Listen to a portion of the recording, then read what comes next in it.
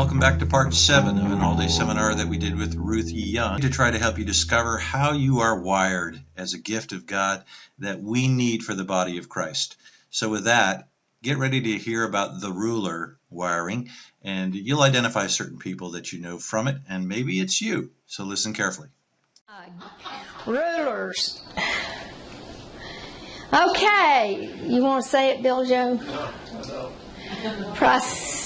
Prostemi is to preside over and maintain. Get her done. That's it. For a ruler, just get her done. They've always got a plan. They've always got an agenda. They can change their plan, not at the drop of a hat, but once they understand why, they'll change their agenda. But their whole purpose is just get it done. We will get it done. They bring up the rear with the weak and the wounded, and they carry us along. They want to be sure that everybody comes. They carry the Father heart of God to be sure that the little ones are taken care of.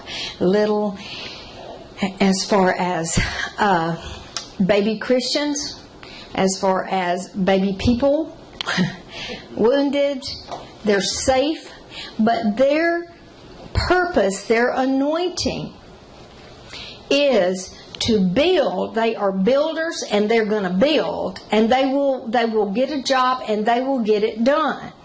They like having a job to get it done. They like using people to get the job done. So they've got plans, but their anointing is to father the generations, to lead them, carry them up. They are safe. They are not into welfare and guilt. They're not going to blame you when you make a mistake. The issue for them is, if the milk is spilled, clean it up and let's move on. Whereas as a mercy, I'm into guilt big time, and I want to take the guilt or blame somebody with it. You should have known better than that. But not the ruler. My husband is a ruler, and we have discovered lots of things about mercies and rulers because that's who we are. And he just doesn't blame. Let's just move on and get the job done. He was an amazing network builder. During the 90s, he built a network across the state of Mississippi for prayer because he connects. He knows how to pull people in and move people, kind of like the exhorter. But he is God's empire builder. He built that network. Solomon was an empire builder. Nehemiah was a ruler builder. We're going to talk about the two of them and the difference between them. The issue, the passion for a ruler is to plan it and build it. Plan it and build it. Plan it and get it done. Get her done. Now, the carnal issue for the ruler is 80% is good enough. You know, 80% is good enough. We were talking about a big evangelist that built school. I was Oral Roberts. We went to school out there, and Oral was a ruler, and he could get it done. Now, I'm telling you, if you've ever been to the City of Faith or to the campus, it's an amazing campus. And for back during the 70s and 80s, it was real amazing out there. But Oral would get a vision, and he knew how to move people to get the job done. But the problem was, when that job was about 80% done, he'd get another vision and start building this one when this one wasn't quite complete. And it caused distress on the campus for the board. It just caused distress because we were there during some of those times when he would shift from one project before completing it to the next. That's a builder. But he needed to understand that's how he is. That's his framework of his gift. But he needed to learn the 100%. Because that's what it takes to really get the job done. Rulers always have a plan. Billy Joe always has a plan. He has a plan when he leaves home to go to the post office on how he's going to drive down. And another ruler that I know said, always look at the time and think, okay, it's going to take me 8 minutes to get here and 4 more minutes here, and he gets that time, so he won't leave till just right about the time, and then he's pushing, and it's hard to get there, and we're going to make it on time, boom, maybe a couple of minutes late. Maybe not. That's not so much Bill Joe as my other friend. That wasn't you, honey. Okay. But they push time. They push people. Unredeemed rulers use people to build projects. But God called redeemed rulers to use a project as a method of gathering and fathering people to build people. We used to say, we use projects, we use things, and love people. But sometimes with a ruler, that can get twisted, and we love things and use people. That's a predatory spirit. And rulers can move in a predatory spirit. In a city with a ruler redemptive gift, you'll see predatory crime, predatory church leaders, predatory government leaders. Because it's within them to use the people to accomplish their job, get her done. But God didn't call us to do that. He called us to be Nehemiahs who took broken, exiled, wounded people that had been in Babylon for 70 years, and he brought them into Jerusalem. Nehemiah walked in favor. Most rulers walk in favor. Because when they come into a group, most people feel, whew, Father's here, Mother's here. They're going to have a plan. They're going to help us get this done. You feel safe with the ruler. So when Nehemiah was building the wall, the people began to feel safe. And look at how he did it. He fathered the people. He built the wall in a supernatural time. But they were able to build because this ruler had their back. He was watching from behind. He was out with them. He wasn't sitting up in the administrative office. He was out with them with a tool and a weapon. With the shofar. They knew if they got in trouble, the shofar would sound. People would come and help. So they built with a weapon and a tool. So they felt safe with Nehemiah. And they built the wall. Now then Nehemiah went back. And then a few years later, he came back to Jerusalem. What did he find? It was a mess. They had quit building. They were building their own houses, not the temple. They had lost that emphasis. What did he do? He did not say, I tell you what, I'm ashamed of y'all. You should have done so and so. No. He had set in place social reforms, ways to be sure the temple was taken care of. They didn't do those things while he was gone. He was not in to blame. He came back in and reinstated them, stayed with them, and helped them finish the project as a father. On the other hand, we have another builder in the Word named Solomon. David had provided all the resources. David had taken care of all the enemies of the kingdom. So Solomon stepped into a safe kingdom. Solomon was commanded to build the temple. Solomon began to build. And he built, and he built, and he built. Adam's mandate was, take this glory out to cover the earth with my glory. That's God will have His glory over the earth like waters cover the sea. It will happen. He has said it will happen. He wants to use us to do that. Solomon had the opportunity. Solomon built an amazing temple. They couldn't even measure the silver. The gold was just so much. Everything elaborately covered with gold. It was glorious.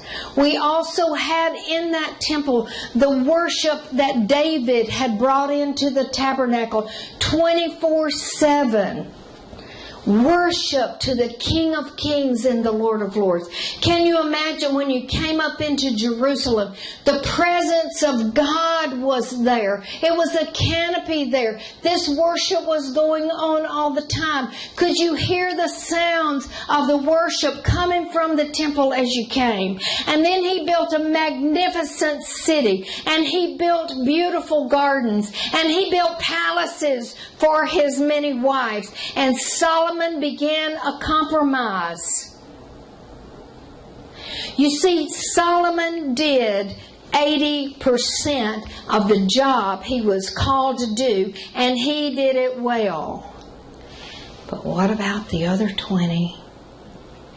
Nations came to Jerusalem. We've all seen the movies, the Queen of Sheba coming up with all of her riches. Solomon, in his 80% mentality, showed them his gardens, showed them his stables where his horses stayed. Solomon showed them his palaces. That was not what God intended. God said, with this kind of worship, was as high as it had ever been in the earth. Ever been in the earth. The glory of God was in that temple as a portal of holiness over that city. God began to stir the hearts of the nations to go up to Jerusalem.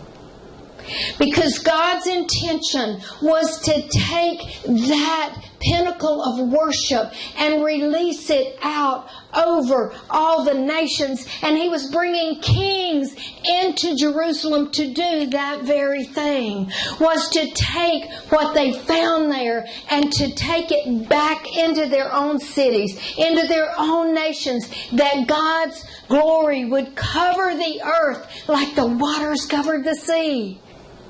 And Solomon was standing in that place. But because of compromise, 80% was good enough. He didn't finish the job. There is a call on rulers today to build with lively stones. To build the kingdom. But once you have built what God has shown you to build, go the extra 20% and fill it with the glory of God. That's a call for the ruler. Solomon missed it, but God is calling rulers as fathers of generations.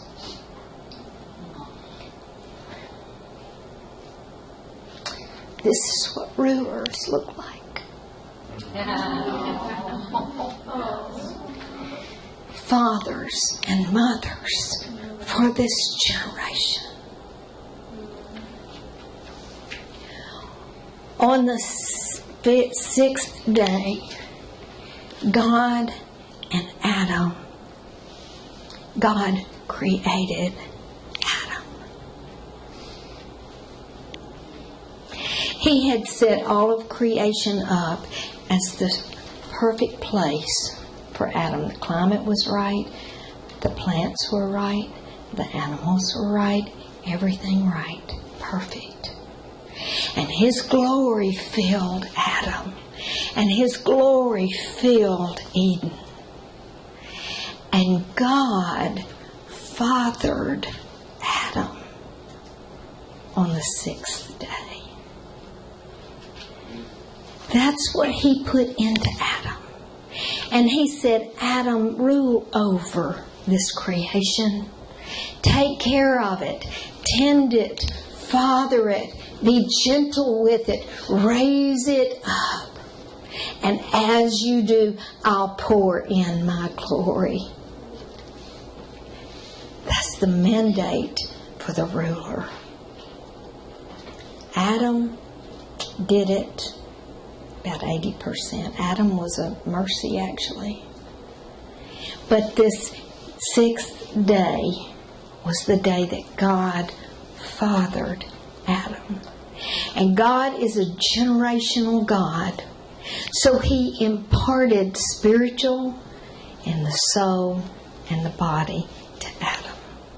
Many times fathers will father the body and will father the soul. Let you know right from wrong, those kind of things. But the highest call on the ruler is to father spiritually, to release generations spiritually. On the cross, it is finished. It is finished. Now we go back to that day. I know the movies show us it was raining. I don't think it was raining because Jesus needed water and didn't get it. But it was dark. There was a darkness on the earth. And that darkness is mentioned in Genesis 1 when God hovered over darkness, chaos. God mentioned it when there was darkness in Egypt and they couldn't see their hand before their face, but there was light in the land of Goshen. And the third time that darkness is mentioned. Now there's darkness that's turning off the lights, and you can light a candle and it'll pierce that darkness. This darkness could not be pierced.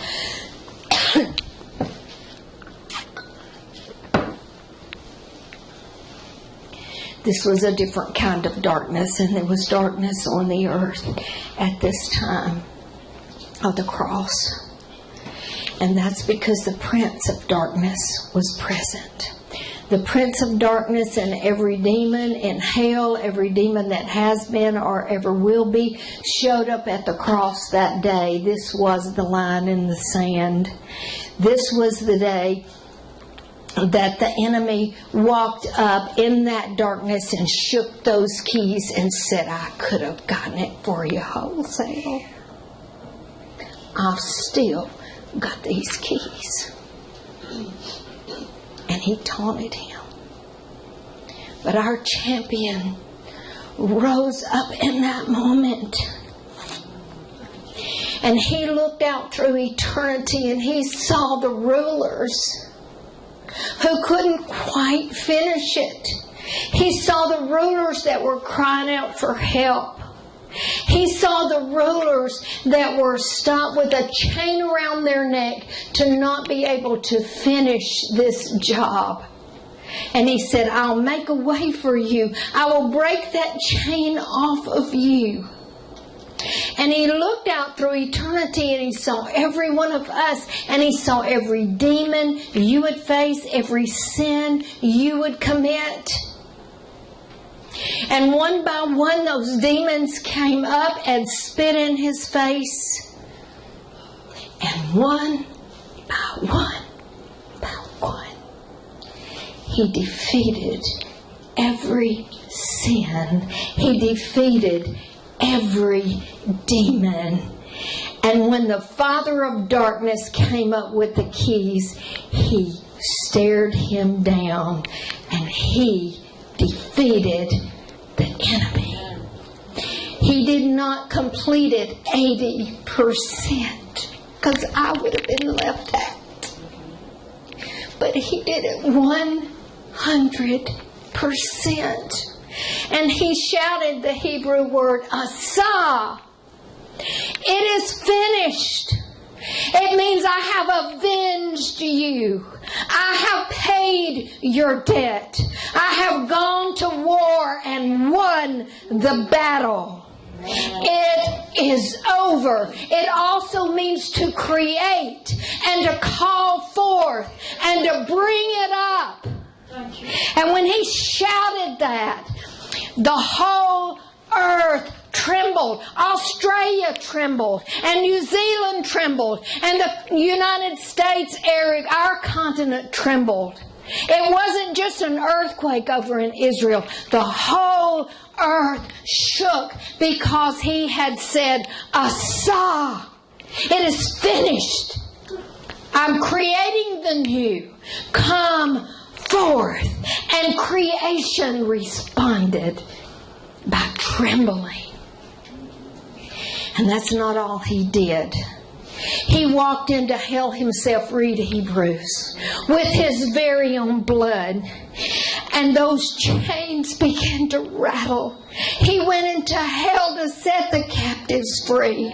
And the doors began to fling open. And he walked up to the enemy and he said, I'll take the keys now.